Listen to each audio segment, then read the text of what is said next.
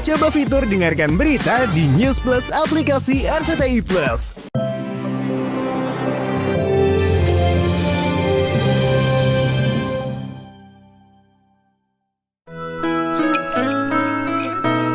Pemirsa, momen Hari Raya Idul Fitri rupanya dijadikan momentum bagi Meggy Wulandari untuk bisa berdamai dan kembali menjalin silaturahmi dengan Kiwil mantan suaminya. Jika sebelumnya keduanya kerap berseteru hingga saling sindir di media sosial, namun di hari kemenangan kali ini Meggy dan Mamat Muhammad sang suami menyempatkan mudik ke Jakarta dan pergi ke Bandung untuk mempertemukan anak-anaknya dengan Kiwil. Sebenarnya ini harus kita lakukan kan? Iya. Kenapa saya bilang begitu? Karena saya perhatikan kemarin-kemarin ini selalu berseteru kan, sampai kapan? Iya. Ya, terus saya ngomong baik-baik sama Meggy, biar bagaimana, ini kan anaknya harus ketemu bapaknya gitu kan? Iya. Nggak ada bekas, Nggak ada bekas bapak katanya, nggak ada bekas bapak, nggak ada bekas anak. Gitu. Ya udah, kita jadwal habis Lebaran gitu kan? Terus aku ngomong sama suamiku, jadi sebelumnya emang suamiku udah ngomong itu harus ketemu loh sama bapaknya gitu-gitu terus kan. Gitu. Dalam hatiku nih suamiku serius nggak sih gitu kan? Sampai ya gimana kalau habis Lebaran kita ke Jakarta aja, terus kita ke Bandung liburan gitu kan? Kenapa nggak sekalian, kata suamiku, kenapa nggak sekalian ke bapaknya katanya gitu ya kan ya? Momen haru pun begitu terasa saat Meggy dan Mamat serta anak-anaknya tiba di kediaman Kiwil dan Fenty Vigianti. Kiwil yang sudah lama tak bertemu dengan anak-anak tak kuasa menahan tangis dan langsung memeluk erat serta meminta maaf kepada 3 anak-anaknya. Lantas benarkah Mamat turut berperan besar mendamaikan Meggy dan Kiwil? Nggak boleh gitu dong. Itu papa tuh, kangen papa. Bilang, udah gede pak.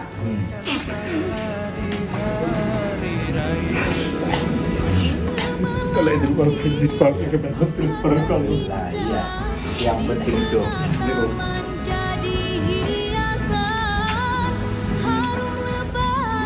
Makan. Gadisnya, anak gadisnya.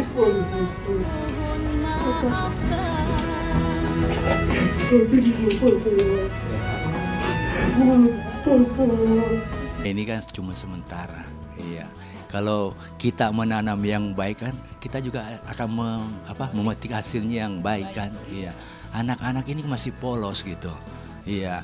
Bagaimana caranya kita mendidik supaya anak ini bisa lebih baik ke depannya, baik agamanya, baik pendidikannya, iya, semuanya lah. Semuanya baik gitu. Kita ingin membesarkan anak-anak dengan cinta dan kasih sayang gitu karena Allah ya. Jadi tidak mau membesarkan dengan kebencian. Karena kalau kita terus berseteru berarti kan kita membesarkan anak-anak dengan rasa benci.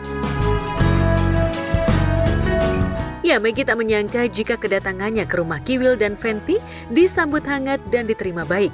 Pasalnya, Meggy dan suami tak memberitahukan perihal kedatangannya lantaran Fenty istri Kiwil sudah memblokir nomornya.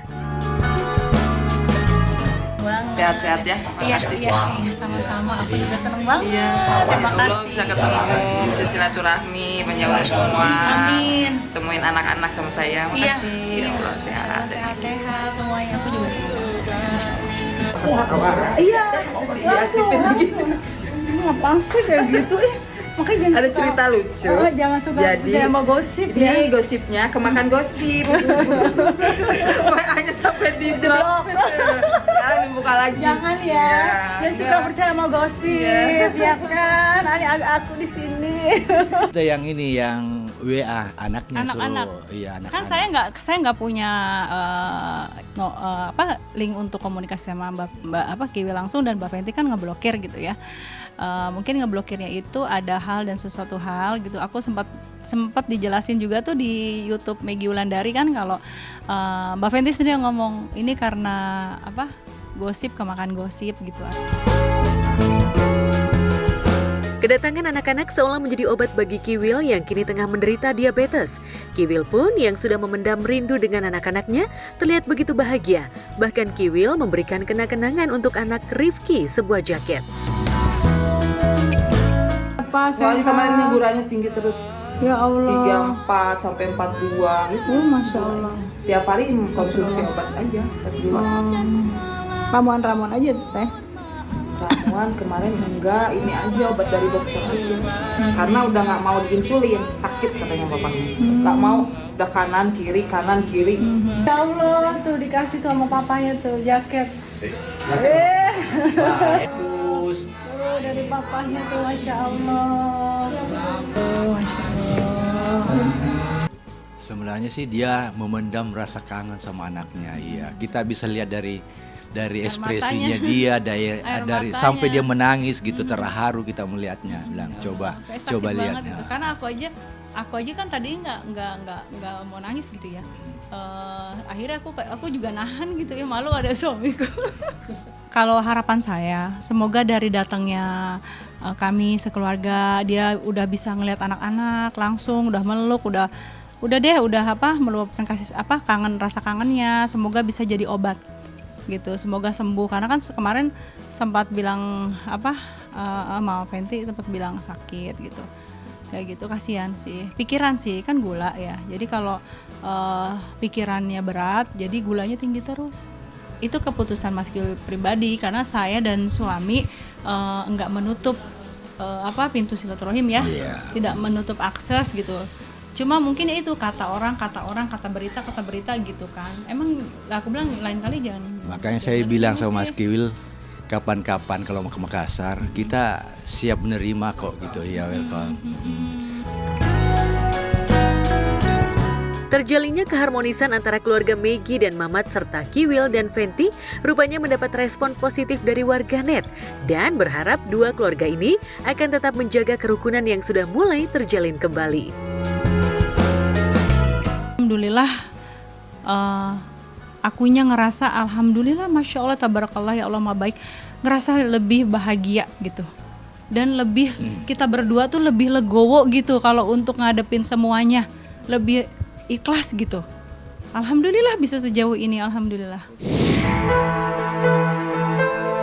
Sementara nasib pilu kini tengah dialami Sidik Edward. Pasalnya usaha bakso aci yang sudah dirintisnya beberapa tahun terakhir ini menjadi sepi, imbas dari review beberapa food vlogger. Padahal sebelumnya usaha bakso aci Edward sudah lumayan ramai dan maju. Namun, pasca review food vlogger membuat Edward harus kembali berjualan di jalan dengan menggunakan motor.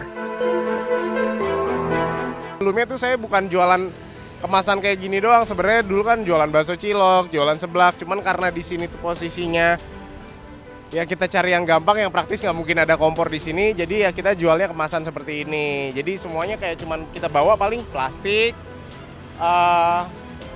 sama kalkulator kalau bingung lagi ngitung-ngitung. Ketika saya jualan walaupun di pinggir jalan, yang penting cuman modal buang gengsi, alhamdulillah berkah guys. Cara nggak langsung kan kita jemput rezeki, jemput bola, jadi kita nggak ada yang tahu teman-teman. Hidup tuh kan kalau kata orang-orang harus jemput bola dulu, baru ada rezeki.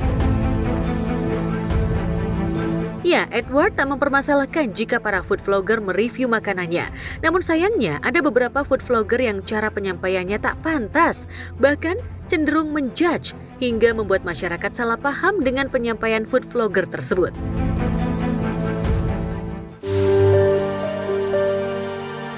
Mendengar keluhan Sidik, Ruben Onsu yang juga memiliki usaha kuliner memberikan pesan kepada para food vlogger jika ingin memberikan saran ataupun kritik, ada baiknya disampaikan secara internal, tidak dipublish, lantaran imbasnya akan berdampak besar bagi si penjual.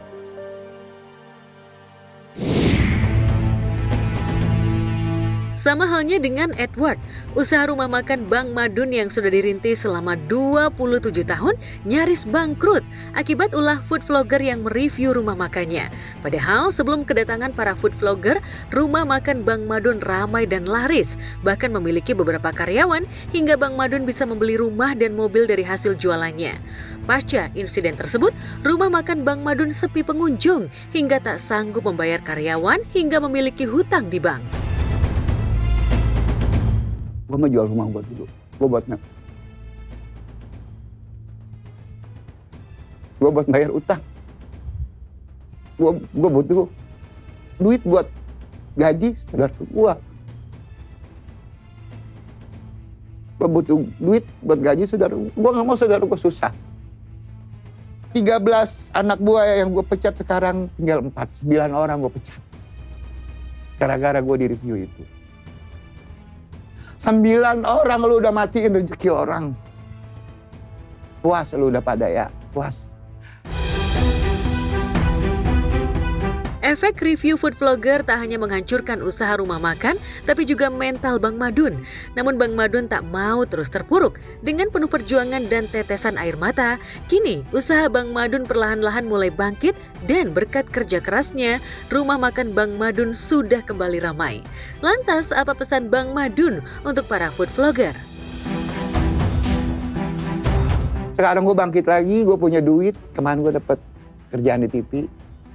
Gue kumpulin duit, gue modalin lagi. Alhamdulillah gue bisa bayar ke bank selama 3 bulan.